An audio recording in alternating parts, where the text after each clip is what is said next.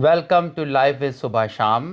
आज का वीडियो बहुत स्पेशल है और ये हम आपको आज बताएंगे कि जो पाकिस्तान की फ़िल्म इंडस्ट्री है उसका ज़वाल होने की क्या वजूहात हैं। और इसमें बहुत सारी वजूहात हैं जो हमें मालूम है, लेकिन हम उसमें थोड़ी सी आपको मज़ीद एग्जांपल्स भी देंगे। हमारे साथ एज़ यूजुअल सुबह साथ देंगी। तो हमारे पास कुछ पॉइंट्स हैं, हमने कुछ इंटरव्यूज़ भी देखे सुने और हमें एहसास हुआ कि इस पे वीडियो बनाना चाहिए कि पाकिस्तान की आबादी 24 करोड़ से 30 करोड़ है। उस हिसाब से फ़िल्में आनी चाहिए जो कि एटलीस्ट 5% 10% तो ऐसी हो जो इंटरनेशनली रिकग्नाइज हो, एटलीस्ट नेटफ्लिक्स प्राइम पर वो फेमस हो जाएं, मगर ऐसा हमें दिखता नहीं है। और अगर हम ये वीडियो में कंपैरिजन इंडिया से नहीं हो रहा, बल्कि हम बताएंगे कि पाकिस्तान की फ़िल्म इंडस्ट्री के ज़वाल होने की क्या सबब है। हमारा फोकस आज के डिस्कशन में ये रहेगा।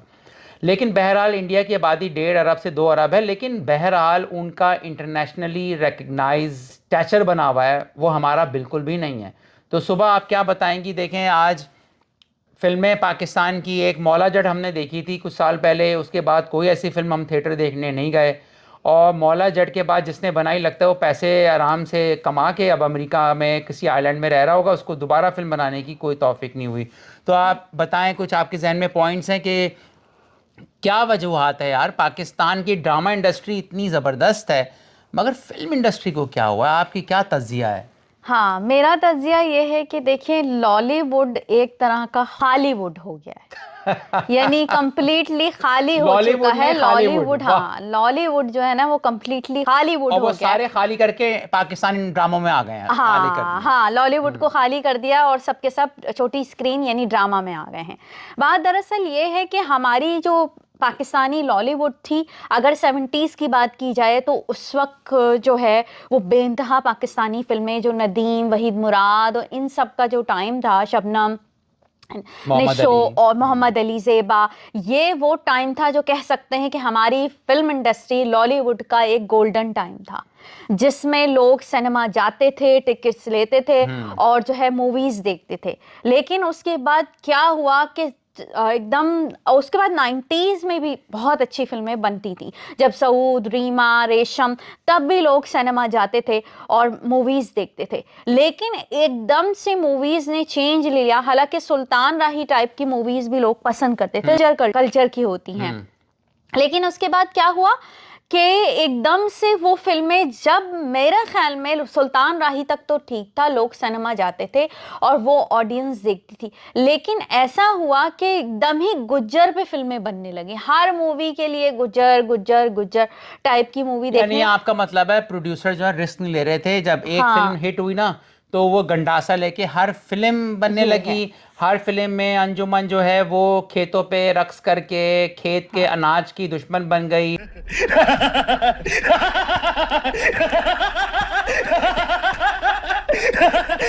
तो वो कोई यही नहीं, अभी और सुनिए। वैरायटी नहीं ला हाँ, रहे थे। अंजुमन से मुझे याद आया, देखें, लोग फिल्म देखने जाते हैं, कोई स्टोरी के लिए ज़्यादा जाता है, हम्म, कोई एक्टर्स की वजह से जाता है, कोई डांस आइटम नंबर देखने जाता है। लेकिन आपने देखा पाकिस्तान फिल्म इंडस्ट्री में जो डांस के लिए आइटम नंबर्स हैं, आइटम नंबर्स डाले गए, वो भी ऐसे अट्रैक्टिव नहीं थे। यानी उनके डांस पे उमर शरीफ वगैरह जोक बनाते थे कि यार अगर ये रक्स करेंगी तो खेत वहाँ पे नहीं उगता। लेकिन अगर कंपेयर किया जाए इंडिया में, तो आपको नूरा फतेही के वजह से लोग देखने चले जाते हैं। कतरीना कैफ को एक्टिंग नहीं आती थी, लेकिन उनकी वजह से लोग रक्स देखने हम्म। जाते थे। तो ये जो बात अभी की है सुबह ने, कि एटलीस्ट डांस में कुछ अचीव कर लेते, कुछ चेंज ले आते, कुछ लोगों को अच्छा लगता, कोई कोरियोग्राफर खातून होती जो हम्म। एक्स्ट्रा डालती, लेकिन यानी ऐसा नहीं हुआ। मैं इसमें एक बात ये कहूंगी कि गुर्जर कल्चर में भी लोगों को ये त्रास होने लगा कि ये पंजाब का कल्चर नहीं है, खून खराबा, लड़ाई झगड़ा, ये उसको भी सऊद ने बोली सही है से। बात। हाँ, हम्म। बिल्कुल। कि सऊद का एक इंटरव्यू सुन रही थी, उन्होंने ये बात कही कि गुर्जर कल्चर को भी सही से दिखाया नहीं जा रहा था, यानी खून खराबा, सिर्फ खून बदमाशी। खराबा, गाली गलोच, यार हाँ, ये तो ऐसा तो नहीं होना चाहिए ना कि आप हर फिल्म में डाल रहे हो। तो ये भी एक सवाल की वजह थी। बिल्कुल। और यहाँ पे अभी सुबह और आपको कुछ हम्म। पॉइंट्स बताएंगे, लेकिन मेरे पास भी कुछ ऐसी चीज़ें हैं, जैसे पाकिस्तान में फिल्म इंडस्ट्री क्यों चाहिए यार? लोगों को हर वक्त उदास नहीं रहना चाहिए। डिप्रेशन होता है, स्ट्रेस होता है। एक फ़िल्म जो है वो एक अच्छी सस्ती तफरी है। पाकिस्तान में जो पार्क्स थे वहाँ पर अपार्टमेंट्स बन गए, जो सिनेमा हॉल्स थे वहाँ पे शादी हॉल बन गए, या फिर वहाँ पे क्या बोलते हैं, शॉपिंग मॉल बन गए हैं। यानी आपके पास से एक बड़ी तफरी जो है, अमेरिका में यहाँ पर हर इलाके में एक आपको थिएटर मिलता है। ये लोगों का जहन फजूल कामों में हो, गलत चीज़ों में हो, तो फिल्म से इंसान थोड़ा सॉफ्ट हो जाता है, आपकी दुनिया में सॉफ्ट स्किल होता है। तो एक तो मेरा पॉइंट था, जब पार्क नहीं रहे तो यार आप थिएटर ही रहने देते, ये इंपॉर्टेंट था। फिर हम नदीम का इंटरव्यू देख रहे थे और मुझे बहुत अच्छा लगा जब नुमान इजाज़ ने नदीम जो एक्टर हैं पाकिस्तान के, उनका इंटरव्यू लिया तो अपनी हॉट सीट पे उनको बिठाया। तो यार हमने इज्जत देना भी छोड़ दिया अदाकारों की, हम अदाकारों को इज्जत नहीं देते हैं। तो नदीम ने बहुत प्यारी बात बोली कि ज़वाल की एक बड़ी वजह भी है कि जब बांग्लादेश पाकिस्तान से अलग हुआ 1971 में, तो जो टैलेंट था वो भी डिवाइड भी हुआ। और एक आप सोचें कि एक दो मुल्क अलग हो जाएं तो काफ़ी अरसे तक वहाँ पर आपके लिए जो फ़नून लतीफ़ा होता है वो पनप नहीं सकता, ग्रो नहीं कर सकता।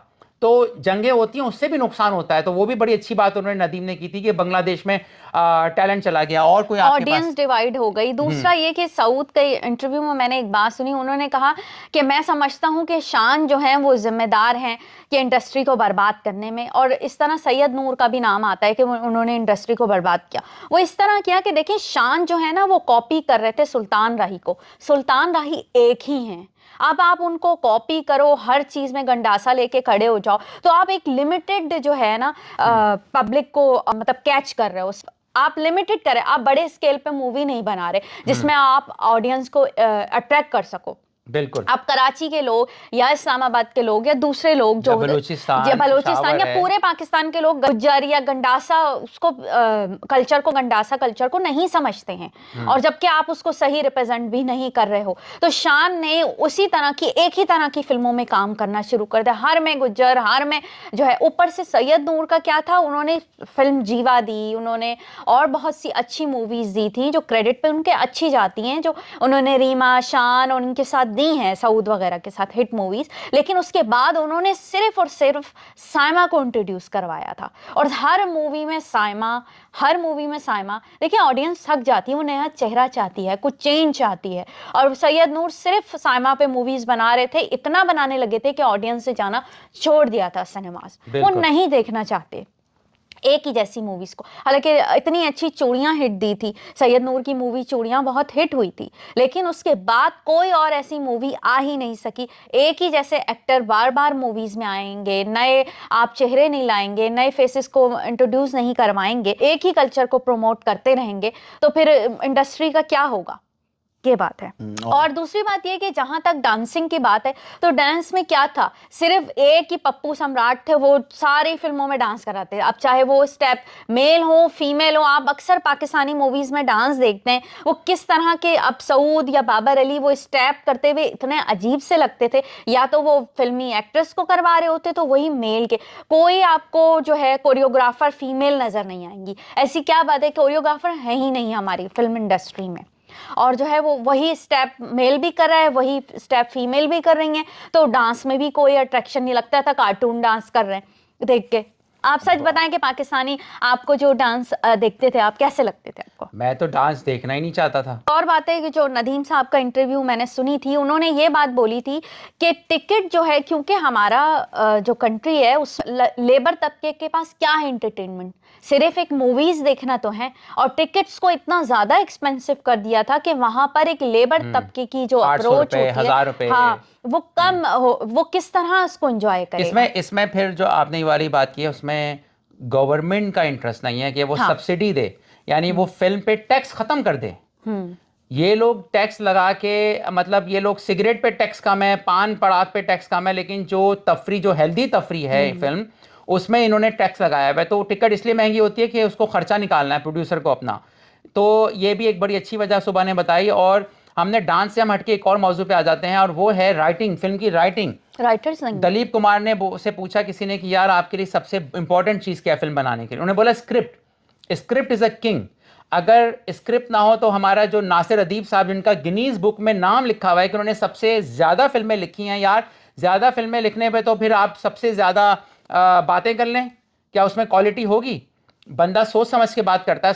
सोच समझ के लिखता है। तो नासिर अदीब भी जवाल का सबब है। मुझे नहीं पता उनकी तारीफें लोग क्यों करते हैं, वो इतना मिसोजिनिस्ट इंसान है। उसने अभी इतनी खराब बातें रीमा के बारे में बोली, रेशम के बारे में बोली, साहिबा के बारे में, सायमा, सबके बारे में बोली। उसकी सोच गंदी है। तो जो फिल्म में वो गंदा ही लिख रहा था ना, या उन्होंने सच बोला या नहीं बोला, ये बात करने की नहीं थी कि आप ये मुख्तलिफ पॉडकास्ट में लेके शबनम को कभी लेके बोला जाता है कुछ, कभी किस एक्ट्रेस को कोई ना कोई लेके बात कही जाती है किसी भी रिलेटेड, कभी बाबरा शरीफ की बात आ जाती है। तो इस तरह पॉडकास्ट में लोगों को अट्रैक्ट करने के लिए ये फिल्मी एक्ट्रेसेस की पर्सनल लाइफ के ऊपर जो कीचड़ उछाली जाती है, ये भी गलत है। अब नासिर अदीब ने इतनी मूवीज लिखी, इसके अलावा कोई राइटर नहीं थे जिनसे ये सब ताल्लुकात की बेस पे जो है फिल्में, हाँ भाई एक ने हिट मूवी दे दी नासिर अदीब ने, बस उन्हीं से फिल्में लगवा। इवन मौला जट के जो राइटर जो बिलाल था, उन्होंने भी क्या किया, उन्होंने भी नासिर अदीब को ही मुझे साहबा स्टोरी नहीं अच्छी लगी थी, डायरेक्शन अच्छी लगी थी। अगर मौला जट पे भी बहुत एतराज हुए कि वो अगर पंजाब का कल्चर दिखा रहे थे तो उसमें एक्टर थे वो कोई इतना ज्यादा पंजाबी और वो कल्चर नहीं दिख रहा था मूवी के अंदर। और वो अगर आप मूवी बना रहे हो तो वो कल्चर हर जगह से दिखना चाहिए, लेकिन वो नहीं दिख रहा था। लेकिन चलो इतने अरसे बाद एक फेमस एक्ट्रेस से उसके अंदर तो मूवी हिट हो गई, लेकिन वही नासिर अदीब है कोई और। आखिर हमारी ड्रामा इंडस्ट्री क्यों दुनिया भर में पसंद की जाती है, पाकिस्तानी ड्रामे क्यों? इसका मतलब है कि हमारे पास लिखने वाले कम नहीं हैं, लिखने वाले बहुत अच्छे हैं, टैलेंटेड एक्टर भी हैं। आप सिर्फ उन्हीं लोगों को उठाते हो, बस उसने लिख दी है मूवी तो बस वही है, उन्हीं को लेना है, उन्हीं को कहना है और मूवी जो है बिल्कुल। देखें स्क्रिप्ट राइटिंग में कि आपके पास मौज़ूआत होने चाहिए फिल्म बनाने के लिए। अगर आप हॉलीवुड से, तो खैर कंपेयर नहीं करना चाहिए पाकिस्तान को, मगर हॉलीवुड में एक कार पार्किंग में लड़की फंस गई उस पर भी फिल्म बना देंगे, या इनके पास कोई पर्ल हार्बर का कोई केस हुआ, जंग हुई, जंग अजीम पार्ट 1 पार्ट 2, जो जंग वर्ल्ड वॉर 1 वर्ल्ड वॉर 2, उस पर फिल्में बन जाएंगी, नाजियों पे फिल्में बन जाएंगी। फिर कोई सदर जो है किडनैप हुआ उस पर फिल्में बन जाएंगी। फिर उसके बाद अमेरिका फिल्में बनाएगा, आपकी किसी साइंस फिक्शन पे फिल्में आ रही होती हैं। यानी इतने ज़्यादा मौज़ूआत हैं कि आपके पास एक ऑडियंस ग्रो हो जाती है जो पसंद करने लग जाती है। आपके पास एक ही मौजू था कि लड़का लड़की की शादी, जो ड्रामों में नज़र आ रहा होता है। तो स्क्रिप्ट राइटिंग बहुत ख़राब रहा। स्क्रिप्ट राइटिंग में डायलॉग्स बहुत इंपॉर्टेंट होते हैं, डायलॉग सोच समझ के लिखने चाहिए, लेकिन आपको वो भी इंडस्ट्री में नज़र नहीं आया। हमें पता था इनके पास कोई स्क्रिप्ट राइटर्स नहीं। ड्रामे इसलिए कामयाब है कि वहाँ पर प्रोफेशनल नॉवेलिस्ट आप ले रहे होते हो। तो नासिर अदीब साहब भी एक जवाल हैं। स्क्रिप्ट राइटिंग में आपके पास, आप हिस्ट्री पे फिल्में बना सकते हैं, आप बेनज़ीर पे फिल्म बनाओ, आप भुट्टो पे फिल्म बनाओ, लेकिन मुझे पता है वो पॉलिटिकली शायद ना बनने दें, लेकिन आप कोई भी अच्छी फिल्में बनाओ। स्क्रिप्ट राइटिंग अच्छा। उसके अलावा हम देखते हैं कि अदाकारों को आप पैसा नहीं देते हो, अच्छा, तो ये भी वजह है जवाल की, ठीक है। उसके अलावा इसमें जो प्रोड्यूसर्स हैं उनको भी पैसा ज़्यादा लगाना नहीं आया, वो लगाना नहीं चाहते थे। उसके अलावा आप कोई और बात तो ये इसी बात को मैं लूंगी कि क्योंकि मूवीज एक तरह का होता है सट्टा कि ये हिट होगी या नहीं होगी, तो जो ताजिर हैं या जो बिजनेसमैन हैं या जो प्रोड्यूसर्स हैं वो अपना ज़्यादा पैसा नहीं इन्वेस्ट कर सकते, क्योंकि अगर मूवी फ्लॉप हो जाती है, कभी कभार ऐसा होता है कुछ वजूहात पे मूवीज़ सामने नहीं भी आती हैं, इवन सिनेमाज में रिलीज़ नहीं होती। ऐसी बहुत सी मूवीज़ हैं जो कि सिनेमाज में रिलीज़ नहीं की गई, वो पूरी बन चुकी, मगर उनमें कोई ना कोई ऐसी प्रॉब्लम हो जाती है या कोई ना कोई पॉलिटिकल इशू या कोई ऐसी बात हो जाती है जिसकी वजह से मूवी प्ले ही नहीं हो पाती, लोग देख नहीं पाते हैं और वो कचरे के डब्बे में चली जाती है। अच्छा, इसमें ना सबसे बड़ा इल्ज़ाम जो मैं दूंगा वो स्टेट को दूंगा, पाकिस्तान गवर्नमेंट को, क्योंकि जो खबरें हैं वो ग्रोथ हुई हैं। लोगों को फिल्म देखने ज़्यादा मज़ा आता है कि आज नवाज शरीफ जो है वो बिरयानी खा रहा था, निहारी खा रहा था, या इमरान खान जो है उसने क्या बयान दे दिया, या अल्ताफ़ हुसैन डांस कर रहा था। यानी पॉलिटिकल इंटरेस्ट लोगों का ज़्यादा तेज़ करवाया गया रात को प्राइम टाइम में, बजाय आप फिल्मों के बारे में कुछ शो करते। यानी फिल्म अच्छी बनाना भी पड़ती है और उसको प्रमोट करते हैं मीडिया चैनल्स, तो आपको नजर नहीं आता तो है। वो न्यूज को प्रमोट कर रहे हैं सिर्फ और सिर्फ। आप कभी भी पाकिस्तान के आप यूट्यूब पे जाओ, खाली न्यूज, फलाना यूं हो गया, फलाना कंट्री में ये हो गया या फलाना ही हो गया। मूवीज क्या आ रही हैं, क्या एंटरटेनमेंट पे क्या इन्वेस्ट किया जा रहा है, क्या फन पर जो है इन्वेस्टमेंट हो रही है, या क्या मूवी सामने आ रही है, इसका कुछ नहीं। एक्टर्स का कोई लाइफ नहीं होती, कोई उनके साथ प्रॉब्लम हो जाए तो गवर्नमेंट बिल्कुल हाथ उठा उठा लेती है, बिल्कुल उनका साथ नहीं देती। अब जैसे ऐसा भी होता है कि चलो, इसमें एक और बात मैंने नदीम साहब के मुंह से सुनी थी। उन्होंने ये बात कहा कि ऐसे हिदायतकार आ गए जिन्हें इसमें आना ही नहीं चाहिए था, मूवी इंडस्ट्री में, फिल्म इंडस्ट्री में। क्या, जो लोग स्टेज पे काम करते थे, स्टेज से कुछ कमाया, चलो मूवी बना लेते हैं। तो एक स्टेज पे काम करने वाले पूरी मूवी कैसे बना सकते हैं?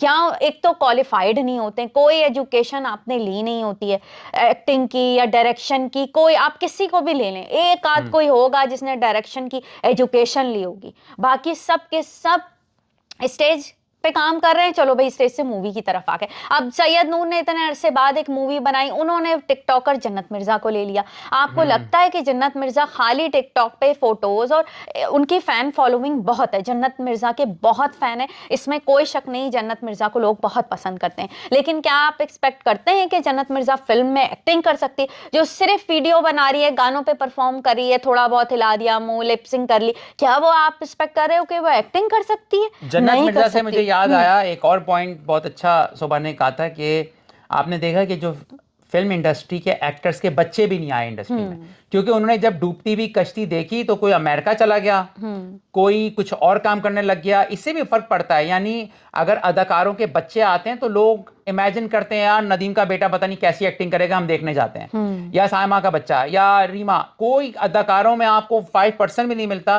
कि बड़े एक्टर्स के बच्चे इंडस्ट्री में आए, और वो अगर आए भी तो ड्रामा करने लग गए। हाँ, ड्रामे में आपको नजर आएंगे, ड्रामा तो, एक्टर के भी बच्चे जो हैं वो और ड्रामा में देखें, नजर फिल्म में लोग जाते हैं, रोने जाते हैं, हंसने जाते हैं। इसके लिए इंपॉर्टेंस होती है स्क्रिप्ट राइटिंग, इसके लिए इंपॉर्टेंस होती है किसी चीज की कि आप कैरेक्टराइजेशन, किन एक्टर्स को हायर कर रहे हो, किन को सिलेक्ट कर रहे हो, ये सब मिलके।